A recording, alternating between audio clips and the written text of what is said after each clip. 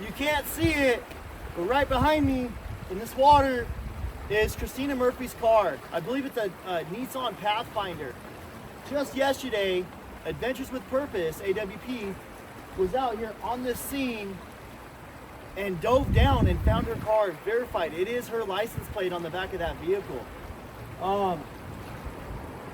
Those of you guys that may not know, on July 22nd of this year, 51 days ago, Christina Murphy had gone missing. She was driving home, I think from her ex-boyfriend's house, her kids' father's house at 2 a.m. in the morning, and she was never heard from again.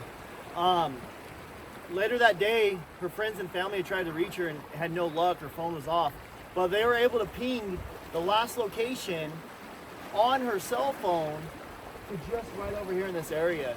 So they came out here and up the river. On the other side of the road is a freeway, and up the river they found parts to her car and some of her belongings. It had looked like it left the roadway and possibly went off the road and into the river.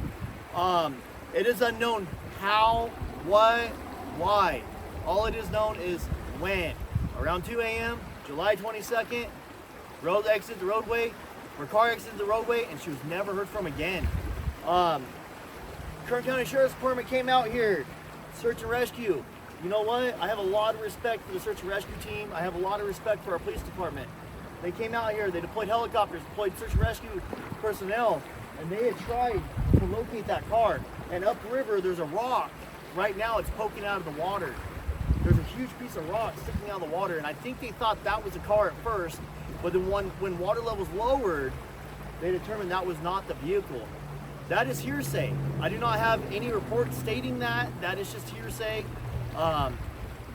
Anyways, so yesterday, Adventures with Purpose was passing through California, this part, and said, you know what? Let's see if we can go locate that car.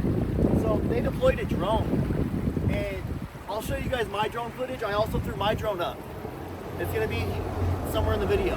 Anyways, they deployed a drone and they found the vehicle, or found a vehicle that matches the description.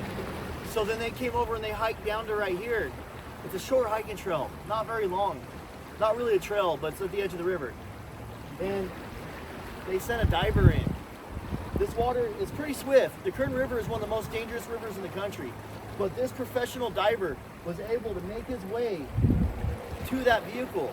He was unable to get to the front of the vehicle because the water is pretty swift, but he was able to go around the back of that vehicle and look inside of it. All the windows are busted out, probably from the water pressure pushing on that car so hard. There is a silhouette in the front driver's side that either looks like a seat or a silhouette of a person. You cannot confirm that there is somebody in there or not in there. Anyways, they called the Kern County Sheriff's Department out yesterday. They came out here. The officers were really nice, pretty cool officers. A lot of respect for them. But they ended up calling a tow truck, and when the tow truck arrived, they let AWP, Adventures with Purpose, know, hey, we can't have you hook up this car because of liability issues. So we're gonna have our own dive team come out and hook it up. So they waited unknown amount of time, and all the cop cars and everything were lined up there. They have the lane blocked off on the highway so they can conduct a recovery of the vehicle and hopefully recover Christina Murphy. Without saying anything, they just left yesterday. No communication with the dive team that volunteered to help this family out, and no communication with the family and friends that were here on scene waiting to recover their loved one. So a lot of discrepancies is going on, and I don't know why. And I don't think it's the I don't think this is the officer's fault. I don't think this is the search and rescue team's fault. I think this is administration. I think there's issues within management that would cause them to be transparent with the public and would cause them to communicate with the friends and family and the dive team yesterday. What do I think should have happened? I think that they should have said, hey, sign a waiver. We're not responsible for your life or injuries, but we can't stop you from hooking up our tow rope for us. That'd be amazing. Thank you. Signed, done, waiver's done. Try to pull the car out and see what happens. Or say, hey, look, we had our higher ups, we had our supervisors on the top of the totem pole say, nope, not happening. We gotta go through our policies and regulations. We need more, Kern County Sheriff's Department, I think we need more communication. A lot of respect for your officers, a lot of respect for your search and rescue team. I'm gonna go by and show you guys the plaques, you know, for the lives that have been lost in the Sheriff's Department, lives have been lost in this river. This is one of the most dangerous rivers in the country. So I get it, I understand. I grew up here, I've lost friends, I've lost family in this river. But how that situation was handled yesterday was wrong. Anyways, I'm just doing this to bring more light to the Christina Murphy situation.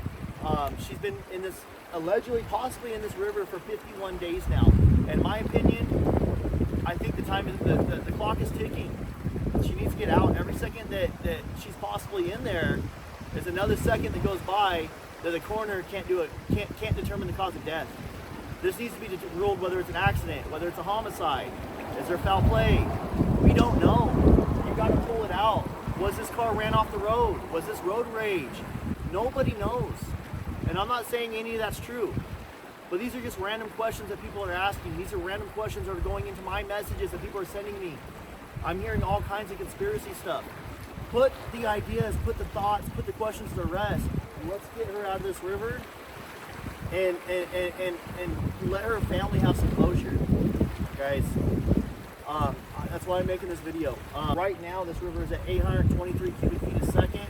And I think the inflow between the North Fork and South Fork rivers into Lake Isabella is 350 to 400 cubic feet a second combined. That may vary. I just went online and looked it up on the Army Corps of Engineers. So for me, my thought process is it's not a big deal to cut the flow of the output of the dam to half of what it is now. It shouldn't be a big deal. It should be pretty simple, easy. All right, cool. Let's get her did. Anyways, thank you guys. Blah, blah, blah. We'll do some more editing.